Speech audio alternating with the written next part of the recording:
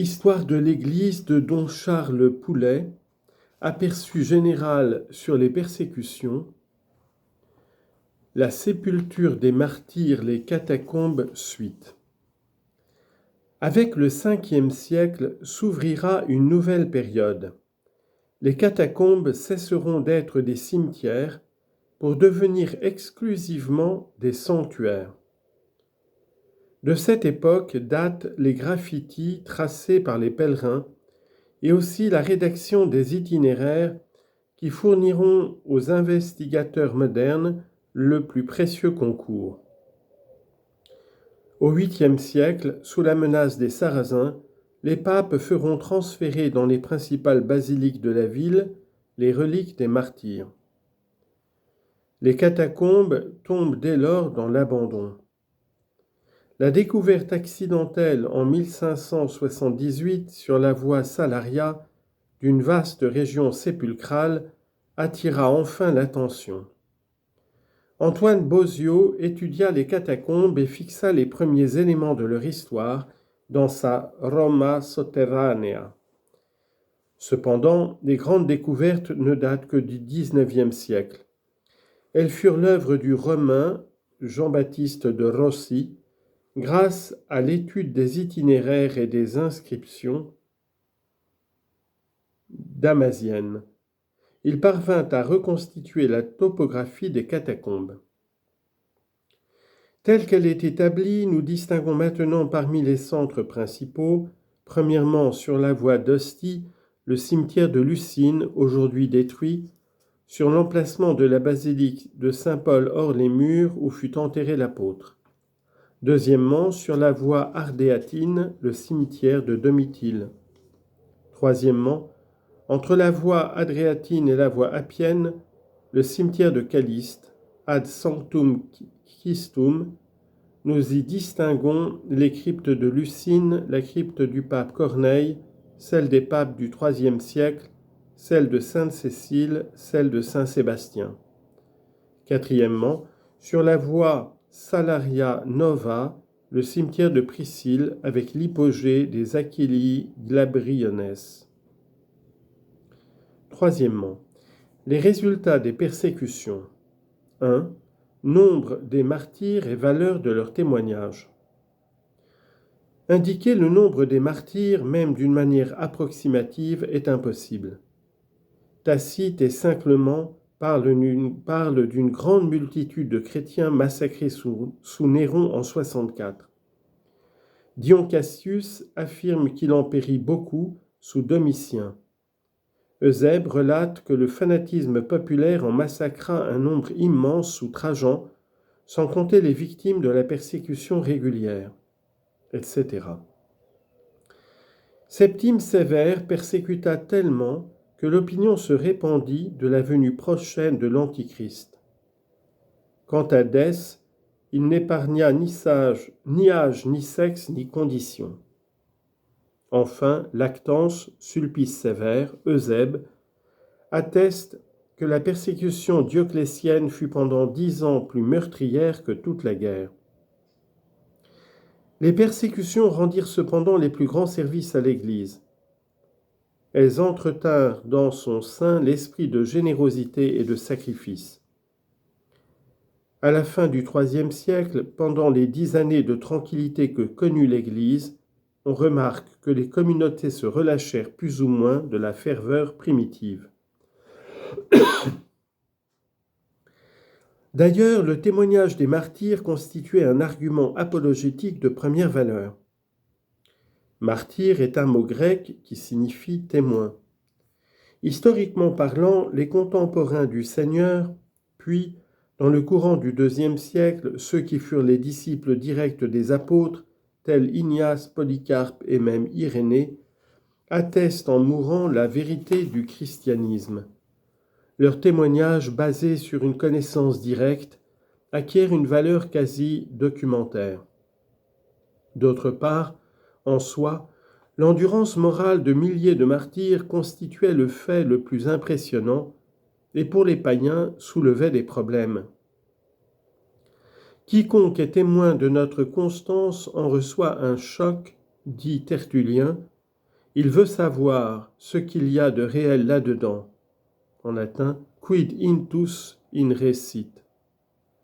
Or, il est évident que l'héroïsme surhumain des martyrs supposait une assistance divine et postulait un miracle moral.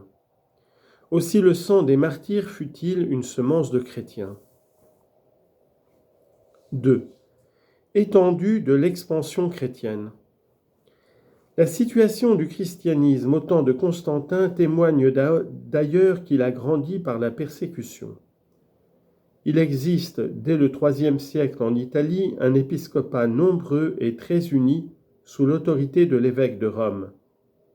Le pape Corneille peut déjà convoquer un concile de 60 évêques. Mais le christianisme est beaucoup moins prospère au nord qu'au centre et au midi. Même remarque peut être faite pour la Gaule.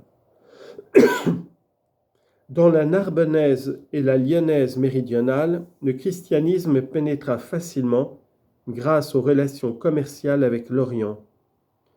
De Marseille, il remonta jusqu'à Lyon, où les événements de 177 nous le montrent fortement implanté. Mais à l'est et au nord, dans les pays de tradition celtique, en Aquitaine, dans une grande partie de la Lyonnaise et en Belgique, il se répandit beaucoup plus lentement parce que, comme dans l'Italie du Nord, les cités y étaient noyées au sein d'immenses campagnes où les dieux nationaux demeuraient puissants. Pagani égale païen. Cependant, le grand nombre de fidèles qui appartenaient à la cour de Constance Chlore, l'attitude bienveillante de cet empereur puis de son fils Constantin prouve que le christianisme avait déjà en Gaule de fortes racines. En Espagne, il est très répandu dans le sud, moins dans le centre et le nord. On voit les diverses persécutions depuis Dès y faire de grands ravages. Cependant, la résistance de l'idolâtrie y durera longtemps à cause de l'attachement que les traditions païennes de l'Empire avaient inspiré à l'esprit tenace et profondément conservateur du peuple espagnol. L'Afrique du Nord se partageait en 3 régions, la proconsulaire, équivalent à la Tunisie, la Numidie, à l'Algérie, la Mauritanie au Maroc. On n'y trouve pas trace de conversion avant le milieu du IIe siècle. Mais soudain, le christianisme africain se révèle très fort et capable de supporter en 180 une persécution sanglante. Dès cette date, Carthage possède une communauté parfaitement organisée, et à la fin du second siècle, elle peut même rassembler un concile de 70 évêques appartenant à la proconsulaire et à la Numidie. En Orient, dès le IIe siècle, on a constaté des groupements nombreux et organisés susceptibles de provoquer les fureurs païennes. Les communautés de Grèce et de Macédoine s'attirent les haines du fanatisme populaire et déjà Antonin doit intervenir. L'Asie mineure développa rapidement les germes de la foi que lui avait apporté saint Paul, au dire de Pline. La Bithynie et le Pont sont infestés par la nouvelle secte. Il se plaint de voir partout les temples païens déserts. Au sud de la Bithynie, la Phrygie atteste par ses nombreuses épitaphes chrétiennes combien sa conversion est avancée. Inscription d'Abercius. Plus à l'ouest, les contrées limitrophes de la mer Égée, Mysie, Lydie et Carie, possédaient un épiscopat puissant, ainsi qu'en témoigne la lettre du proconsul Granianus à Adrien et la réponse de celui-ci. À l'intérieur des terres, la Cappadoce était aussi en partie convertie, bien que d'une façon inégale à cause de sa grande étendue. La province de Syrie se montre en général beaucoup moins accueillante que l'Asie mineure. Au nord, la Célé-Syrie s'affirme sans doute très fervente et Antioche, sa capitale, est un des grands boulevards de la chrétienté orientale.